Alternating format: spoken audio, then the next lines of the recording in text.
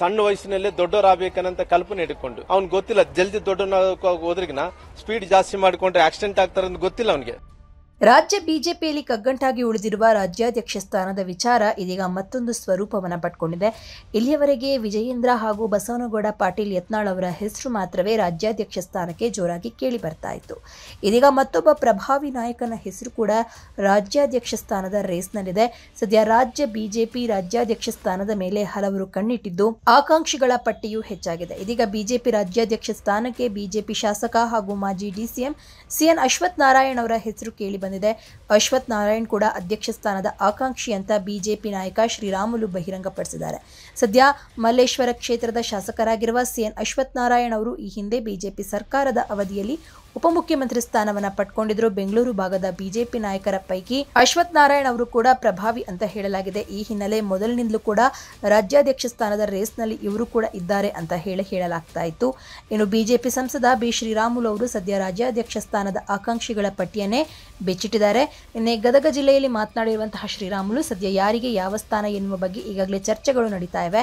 ಬೆಂಗಳೂರು ಭಾಗದಲ್ಲಿ ನೋಡೋದಾದ್ರೆ ಸಿಎನ್ ಅಶ್ವಥ್ ನಾರಾಯಣ್ ಅವರಿಗೆ ಪಾರ್ಟಿ ಅಧ್ಯಕ್ಷರಾಗಬೇಕು ಎಂಬ ಆಸೆ ಮನಸ್ಸಲ್ಲಿ ಇರಬಹುದು. ಬೆಳಗಾವಿ ಭಾಗದಲ್ಲಿ ರಮೇಶ್ ಜಾರಕಿಹೊಳಿ ಅವರಿಗೆ, ವಿಜಯಪುರದಲ್ಲಿ ಬಸವನಗೌಡ ಪಾಟೀಲ್ ಯತ್ನಾಳ್ ಅವರಿಗೆ, ಕಲ್ಯಾಣ ಕರ್ನಾಟಕ ಭಾಗದಲ್ಲಿ ನನಗೆ ಅಧ್ಯಕ್ಷರಾಗಬೇಕು ಎನ್ನುವ ಆಸೆ ಇರಬಹುದು ಅಂತ ಹೇಳಿದ್ದಾರೆ.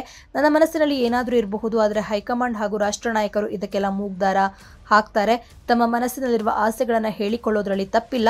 ಡಾಕ್ಟರ್ ಕೆ ಸುಧಾಕರ್ ಅವರು ತಮ್ಮ ನೋವನ್ನು ಹೇಳ್ಕೊಂಡಿದ್ದಾರೆ. ಮತ್ತೊಂದು ಕಡೆ ರಮೇಶ್ ಜಾರಕಿಹೊಳಿ ಹಾಗೂ ಯತ್ನಾಳ್ ಅವರು ತಮ್ಮ ಅಭಿಪ್ರಾಯಗಳನ್ನು ಕೂಡ ಹೇಳ್ಕೊಂಡಿದ್ದಾರೆ. ನಾನು ಕೂಡ ನನ್ನ ಮನಸ್ಸಿನ ಮಾತನ್ನು ಹೇಳ್ಕೊಂಡಿದ್ದೇನೆ ಅಂತ ಹೇಳಿ ಶ್ರೀರಾಮುಲು ಹೇಳಿದ್ದಾರೆ. ನಿಜವಾಗಿಯೂ ಹೈಕಮಾಂಡ್ ಹೇಳಿದರೆ BY ವಿಜಯೇಂದ್ರ ಅವರೇ ಮತ್ತೆ ರಾಜ್ಯಾಧ್ಯಕ್ಷರಾಗಲಿ. ಹೈಕಮಾಂಡ್ ಹೇಳಿದ ಮೇಲೆ ಅದಕ್ಕೆ ಎದುರು ಯಾರು ಮಾತನಾಡ್ತಾರೆ? ಎರಡಲ್ಲ ಬೇಕಾದರೆ ಅವರು ಇನ್ನೂ 5 ಬಾರಿ ರಾಜ್ಯ ಬಿಜೆಪಿ ಅಧ್ಯಕ್ಷರಾಗಲಿ, ಇದನ್ನು ಯಾರು ಬೇಡ ಅಂತಾರೆ ಅಂತ ಅಂದಿದ್ದಾರೆ. ಇನ್ನು ಹಿರಿಯ ನಾಯಕರು ಏನು ಹೇಳ್ತಾರೋ ಅದನ್ನು ಇಡೀ ದೇಶ ಹಾಗೂ ರಾಜ್ಯ ಕೇಳುತ್ತೆ. ಹೀಗಿರುವಾಗ ನಾವು ಮಾತನಾಡೋದ್ರಲ್ಲಿ ಅರ್ಥವೇನಿದೆ? ಹೈಕಮಾಂಡ್ ನಾಯಕರಿಗೆ ಯಾರಿಗೆ ಮುಗ್ದಾರ ಹಾಕಬೇಕು ಹಾಕ್ತಾರೆ ಹೀಗಂತ ಶ್ರೀರಾಮುಲು ಹೇಳಿದ್ದಾರೆ. ಇನ್ನು ವಿಜಯೇಂದ್ರ ಯತ್ನಾಳ್ ಜೊತೆಗೆ ಇದೀಗ ಅಶ್ವಥ್ ನಾರಾಯಣ್ ಅವರ ಹೆಸರು ಕೂಡ ರಾಜ್ಯಾಧ್ಯಕ್ಷ ಸ್ಥಾನದ ರೇಸ್ನಲ್ಲಿರೋದು ಒಂದು ರೀತಿಯಲ್ಲಿ ಸಂಚಲನವನ್ನು ಸೃಷ್ಟಿಸಿದೆ.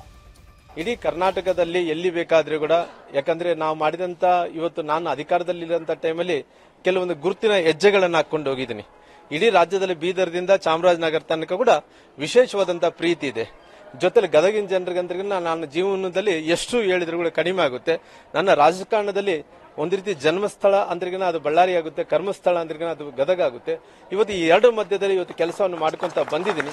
ಹಂಗಾಗಿ ಮುಂದಿನ ದಿನಗಳಲ್ಲಿ ಇಡೀ ರಾಜ್ಯದಲ್ಲಿ ಕೆಲವು ಮಂದಿ ಸ್ವಾರ್ಥಿಗಳು, ಕೆಲವು ಮಂದಿ ಬಾಯಿ ಚಪ್ಪಲಕ್ಕೋಸ್ಕರ ಮಾತಾಡಂತ ಮಂದಿ ಎಲ್ಲೋ ಒಂದು ಕಡೆ ಪಬ್ಲಿಸಿಟಿ, ಯಾಕಂದ್ರೆ ಸಣ್ಣ ವಯಸ್ಸಿನಲ್ಲೇ ದೊಡ್ಡವರಾಗಬೇಕನ್ನಂತ ಕಲ್ಪನೆ ಇಟ್ಕೊಂಡು ಬೇಗನೆ ಅಂತೇಳಿ ರಾಜಕಾರಣಿಗಳು ಆಗ್ಬೇಕನ್ನಂತವ್ರು, ಬೇಗನೆ ನಾವು ದೊಡ್ಡ ನಾಯಕರಿಂದ ಬಿಂಬಿಸ್ಕೋಬೇಕನ್ನಂತ ರೀತಿಯಲ್ಲಿ ಇವತ್ತಿನ ಸಂದರ್ಭದಲ್ಲಿ ಪಾಸಿಟಿವ್ ಥಿಂಗ್ಸ್ಕಿನ್ನ ನೆಗೆಟಿವ್ ಮಾತಾಡಂತ ಮಂದಿ ಬಹಳ ಮಂದಿ ಇರ್ತಾರೆ.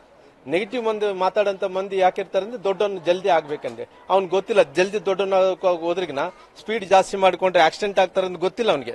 ಅವನೇನ್ ಕಲ್ಪನೆ ಅಂದ್ರೆ ನಾನು ಮಾತಾಡಿದ್ರೆ ದೊಡ್ಡವನ್ ಆಗ್ತೀನಿ ಅಂದ್ಕೊಂಡಿರ್ಬೋದು. ಅಂತವ್ರಿಗೆಲ್ಲ ಮುಂದಿನ ದಿನಗಳಲ್ಲಿ ಇವತ್ತು ಜನರು ತಕ್ಕ ಪಾಠವನ್ನು ಕಲಿಸುವಂತ ಕೆಲಸ ಮಾಡ್ತಾರೆ.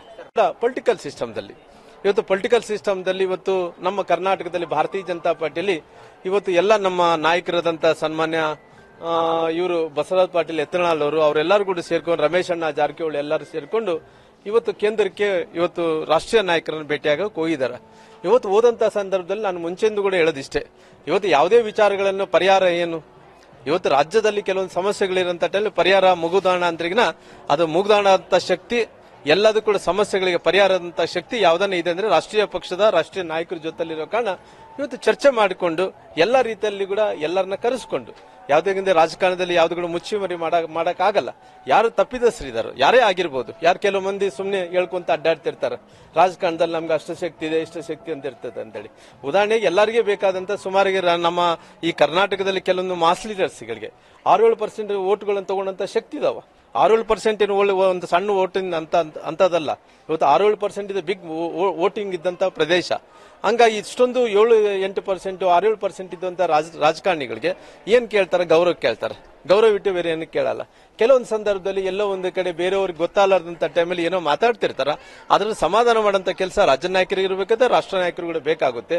ಹಂಗಾಗಿ ಮುಂದಿನ ದಿನಗಳಲ್ಲಿ ಸಂಕಲ್ಪ ಏನು, ಎಲ್ಲರೂ ಸೇರ್ಕೊಂಡು ಒಗ್ಗಟ್ಟಾಗಿ ಕೆಲಸ ಮಾಡಬೇಕು. ಈ ಸಣ್ಣ ಪುಟ್ಟಿಗೆ ಸಮಸ್ಯೆಗಳ ಪರಿಹಾರ ಕೇಂದ್ರ ನಾಯಕರು ಮುಗ್ದಾಣ ಹಾಕಿ ಅಂತ ಕೆಲಸ ಮಾಡ್ತಾರೆ. ಮುಂದಿನ ದಿನಗಳಲ್ಲಿ ಎಲ್ಲರೂ ಕೂಡ ಒಂದೇ ಪ್ಲಾಟ್ಫಾರ್ಮ್ ದಲ್ಲಿ ತಗೊಂಡೋಗಂತ ಕೆಲಸ ಮಾಡ್ತಾರೆ. 2028ರಲ್ಲಿ ಭಾರತೀಯ ಜನತಾ ಪಾರ್ಟಿ ಅಧಿಕಾರಕ್ಕೆ